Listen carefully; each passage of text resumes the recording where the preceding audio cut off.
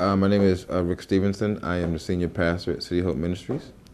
I also serve as adjunct professor at Grand Rapids Theological Seminary and adjunct at Grand Valley State University. I moved here from Los Angeles, California about 7 years ago, where I lived for 20 years and had a lot of interaction with immigrants, especially from Mexico, but not only Mexican immigrants.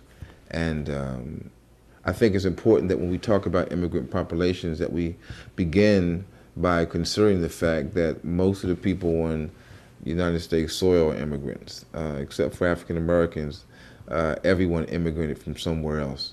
Obviously the American natives or Native Americans were here, but the English, the Dutch, the Swedes, they all came from somewhere else looking for something. African Americans were brought here, so we didn't come in immigrated. We weren't running from anything. And so I'm very sensitive to the manner in which we deal with populations who find themselves in need of our resources, our education, insurance, opportunities for employment, opportunities just for justice. So I think it's important that every opportunity that we get, that we look at the bigger picture, not the fact that some of these immigrants may be involved in some kind of illegal activity, which is oftentimes the argument, but that even those Americans who've been here for centuries are involved in illegal activity. So how can we, now that we have a structure and a framework to be of assistance to people who are immigrating to this country, how can we better serve them and make them contributing citizens to our communities? One thing that we have the numbers and we have the finances to support amendments, laws,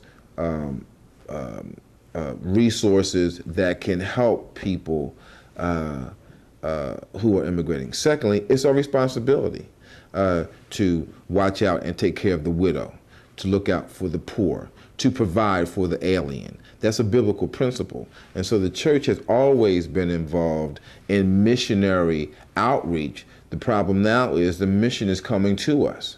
So instead of spending millions of dollars to go in to Russia or to China or to Thailand to minister, we can use those same sources to deal with and to assist those immigrants who are coming right into our front yards. Okay. Comprehensive immigration reform is important on several stages.